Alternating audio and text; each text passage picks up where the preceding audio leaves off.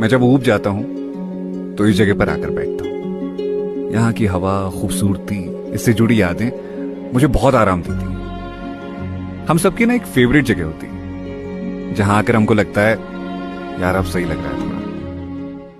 मेरा सुकून मुझ में है, मैं इसे किसी जगह या इंसान में नहीं तलाशता, क्योंकि मैंने ये जान लिया है कि जगह कितनी भी अच्छी क्यों न हो, एक दिन दिल भर जाता है, और इंसान कितना भी अच्छा क्यों न हो, एक दिन बदल जाता है।